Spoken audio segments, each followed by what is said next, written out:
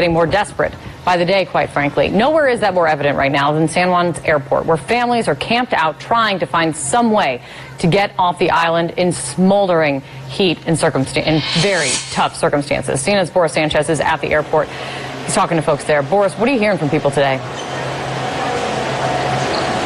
Immense frustration, Kate.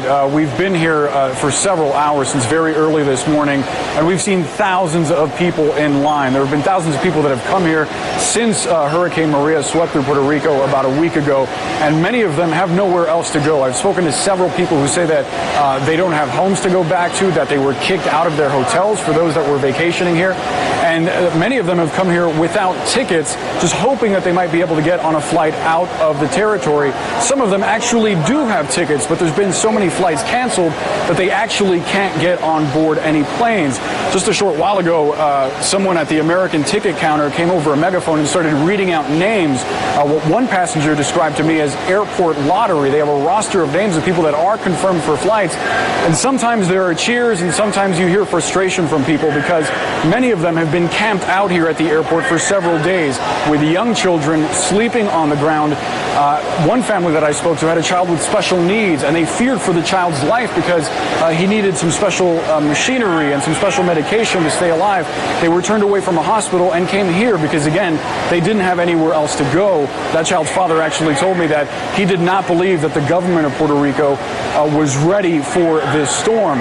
On the other side of that argument, I spoke to the CEO of the airport who told me that there was no way for Puerto Rico to be ready for this kind of storm at all because of the magnitude of it. Remember, just a few days prior, the island was hit by Hurricane Irma. Then you have this Category 4 storm that covered the entire island.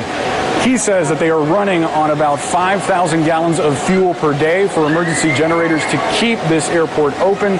He says they will soon start running out. He put out a plea to the federal government to give Puerto Rico all the resources it needs to help these people and to get things at least closer to normal, Kate. Yeah, they need help in the most obvious ways when you see the images of how devastated that airport was by that hurricane. Boris, thank you so much.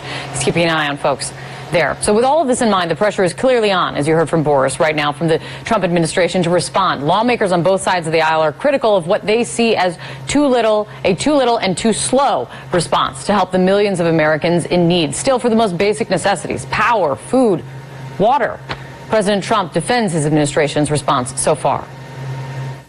We did a great job in Texas, a great job in Florida, a great job in Louisiana. We hit little pieces of Georgia and Alabama, and frankly, we're doing, and it's the most difficult job because it's on the island. It's on an island in the middle of the ocean. It's out in the ocean. You can't just drive your trucks there from other states. And the governor said we are doing a great job. In fact, he thanked me specifically for FEMA and all of the first responders in Puerto Rico.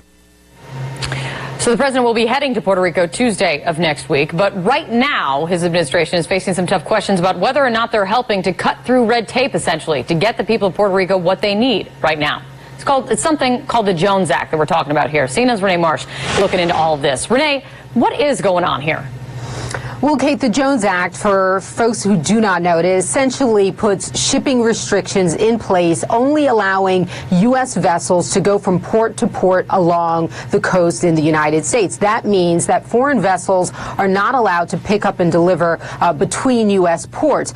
There are calls from members of Congress as well as right from Puerto Rico asking from the Department of Homeland Security to waive that restriction as a way to make sure more cheaper supplies as well as fuel is able to get into Puerto Rico. Now, there were reports that the Department of Homeland Security denied Puerto Rico's request or denied a request to waive this Jones Act. The Department of Homeland Security told CNN this morning that it did not deny or the waiving of this act. They also said that they didn't receive any official request. In fact, the Department of Homeland Security's acting head, Elaine Duke, was on Capitol Hill this morning, and she just told Congress that DHS never received an official request to waive the Jones Act to get all those goods into Puerto Rico.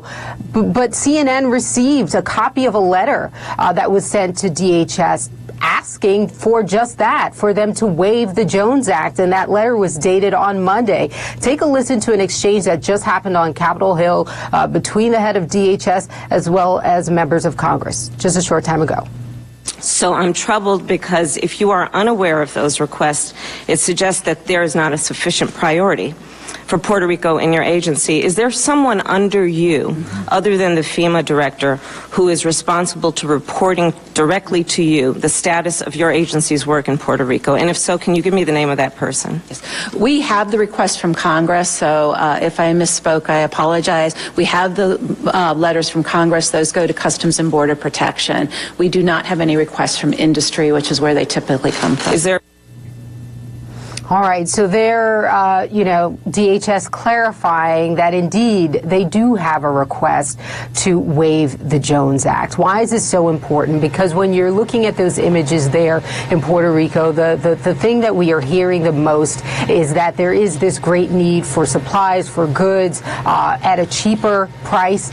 They're also looking for fuel, but DHS says there's no fuel shortage. The issue is more so distributing all of the fuel that's already there on the island. The bottom line is, though, Kate, the optics are not good when you see and consider the conditions in Puerto Rico, and you also consider that DHS waived the Jones Act just 2 days after Hurricane Harvey. They waived that act for both Texas and Florida. Yeah, and also, just as you were speaking, we were getting an update, more response from the White House, Renee, coming from Sarah Sanders, the press secretary. She said when it comes to the request, the waiver is not needed right now. It is not needed. American vessels have the capacity. That's the message from the White House today. Right, and that's what I keep on hearing is that DHS is saying, look, this is not an issue like it was in Texas and Florida where there was this fuel shortage. They are maintaining that the fuel is there. The problem is getting it to where it needs to be. It seems something's not adding up, though. I'll just put that, just looking at it from the outside when you see what people need in Puerto Rico. Great to see you, Renee. Thank you so much. Sure. Okay, coming up for us, President Trump says that the fight that he started with the NFL, it is not a distraction. It is an important issue, he says. And he says he's sticking up for the U.S. military and American veterans. But some of those veterans are now speaking out saying, not so fast. One veteran's message to the president. That's next.